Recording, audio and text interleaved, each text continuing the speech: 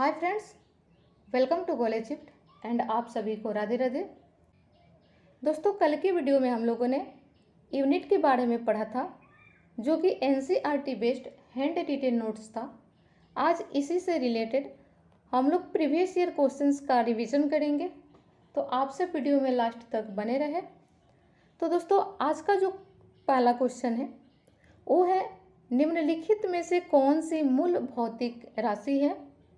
Option number A में दिया है बल, ऑप्शन नंबर बी में वेग, ऑप्शन नंबर सी विद्युत धारा, ऑप्शन नंबर डी कार्य और ऑप्शन नंबर ई में दिया है उपयुक्त में से कोई नहीं या उपयुक्त में से एक से अधिक। तो दोस्तों, हमारा राइट आंसर जो होगा वो ऑप्शन नंबर सी होगा, विद्युत धारा। विद्युत धारा जो है ये एक मूल भौतिक राशि है और इसका मात्रक जो होता है, यूनिट जो होता है वो एम्पियर होता है, जिसे ए से सूचित किया जाता है। अब 7 मूल भौतिक राशि कौन कौन से हैं, ये दोस्तों याद रखने वाला बात है। इसे जो है आप सब याद रखिएगा कि 7 मूल भौतिक राशि कौन कौन से हैं, क्योंकि यहाँ से जो है अक्सर क्वेश्चंस बनता है। तो पहला जो मूल भौतिक राशि वो लंबाई है, जिसका मात्रक मीटर है, इसे एम से सूचित किया जाता है। दूसरा जो है वो द्रव्यमान है, जिसे केजी से सूचित किया जाता है। तीसरा समय है, जिसे सेकेंड से सूचित किया जाता है। चौथा जो है ताप है, इसका जो है मात्रक केल्विन होता है, तो इसे के से सूचित किया जाता है। विद्युत अम्पायर को ए से एम्पियर, इसका मात्रक होता है, तो ए से सूचित किया जाता है। ज्योति तीव्रता का मात्रक जो है वो कैंडेला होता है, तो इसे सीडी से सूचित किया जाता है।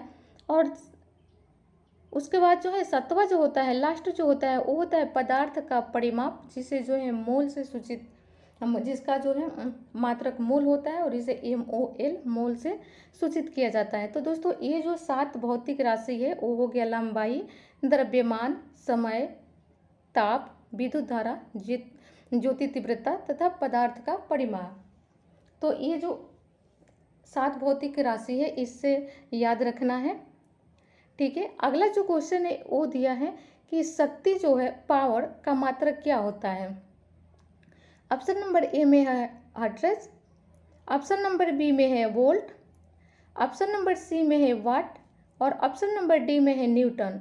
तो दोस्तों, पावर जो होता है, शक्ति जो होता है, उसका मात्रक जो है वाट होता है, ठीक है। हर्ट्ज जो होता है ये आवृत्ति का मात्रक होता है और वोल्ट जो होता है ये विभवांतर, न्यूटन जो है ये फोर्स का होता है यूनिट, ठीक है दोस्तों। तो हमारा ऑप्शन हो जाएगा, ऑप्शन नंबर सी आंसर हो जाएगा। अगला क्वेश्चन है कि विद्युत शक्ति की इकाई क्या होती है। ऑप्शन नंबर ए में दिया है एम्पियर, ऑप्शन नंबर बी में दिया है वोल्ट, ऑप्शन नंबर सी में दिया है कूलम और ऑप्शन नंबर डी में दिया है वाट। तो दोस्तों, अभी हमने बताया कि विद्युत शक्ति जो है, जो पावर होता है उसका जो है यूनिट जो होता है वाट होता है, ठीक है। तो हमारा आंसर ऑप्शन नंबर डी हो जाएगा। और एम्पियर जो होता है ये विद्युत धारा का मात्रक होता है, ठीक है। अगला क्वेश्चन है कि बल का मात्रक क्या होता है। ऑप्शन नंबर ए में दिया है फैराडे, ऑप्शन नंबर बी में है फर्मी, ऑप्शन नंबर सी में है न्यूटन और ऑप्शन नंबर डी में है रदरफोर्ड। तो दोस्तों, हमारा सही आंसर हो जाएगा ऑप्शन नंबर सी, न्यूटन। बल का जो मात्रक होता है वो न्यूटन होता है। अगला क्वेश्चन है कि कार्य का मात्रक क्या होता है। ऑप्शन नंबर ए में दिया है जूल, ऑप्शन नंबर बी में दिया है न्यूटन, ऑप्शन नंबर सी में दिया है वाट और ऑप्शन नंबर डी में दिया है डाइन। तो दोस्तों, हमारा सही आंसर जो होगा वो होगा ऑप्शन नंबर ए, जूल। कार्य का जो मात्रक होता है वो जूल होता है। जूल जो है ये ऊर्जा का भी मात्रक है, ये भी आपको याद रखना है। वाट जो है ये शक्ति यानी कि पावर का मात्रक है। न्यूटन फोर्स का, बल का मात्रक होता है, ठीक है। अगला क्वेश्चन है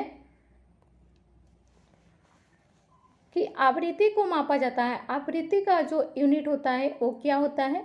तो ऑप्शन नंबर ए में दिया है hertz, option number B metre per second, option number C में दिया है रेडियन में मापा जाता है और ऑप्शन नंबर डी में दिया है वाट में मापा जाता है।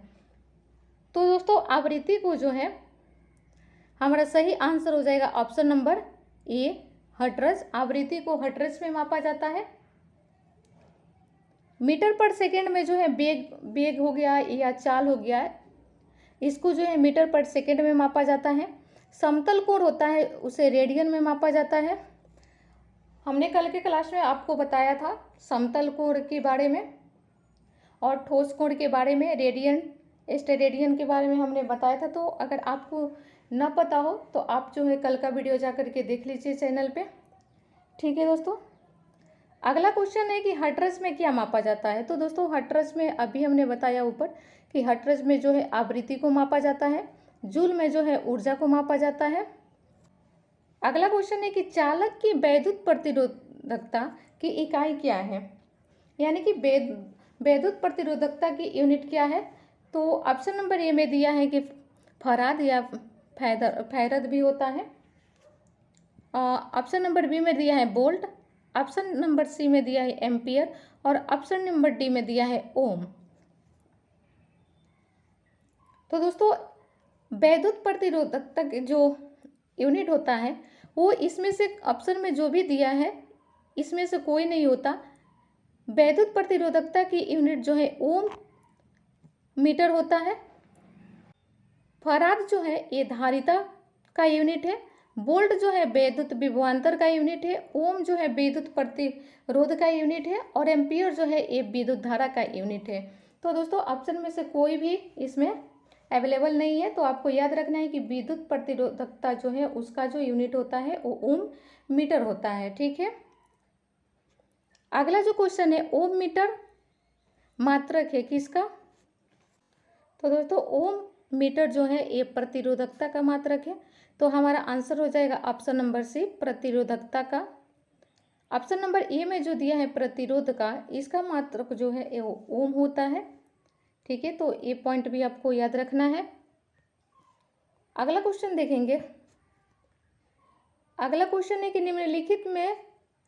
निम्नलिखित जुगमों में से कौन सा एक सुमेलित नहीं है।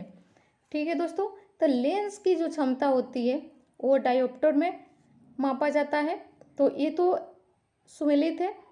दबाव या दाब का जो यूनिट होता है वो पास्कल होता है, ये भी सही है। रेडियो एक्टिव पदार्थ की जो सक्रियता है इसको जो है क्यूरी में नहीं दोस्तों बेकुरेल में मापा जाता है, जिसे जो है BQ से इंडिकेट किया जाता है। और ऊष्मा का जो यूनिट होता है वो जूल होता है। तो दोस्तों हमारा आंसर हो जाएगा ऑप्शन नंबर सी। ये जो है रॉन्ग दिया हुआ है, क्यूरी नहीं होगा, इसका बेकुरल आंसर होगा। ठीक है, अगला क्वेश्चन है कि एम्पियर मापने की इकाई क्या है। एम्पियर को किस में मापा जाता है। तो दोस्तों विद्युत धारा को जो है वो एम्पियर में मापा जाता है। ठीक है, जिसे ए से सूचित किया जाता है। अगला जो क्वेश्चन है वो है कि 1 किलोमीटर दूरी का तात्पर्य है। तो 1 किलोमीटर दूरी का, ये तो नॉर्मल सा क्वेश्चन है दोस्तों।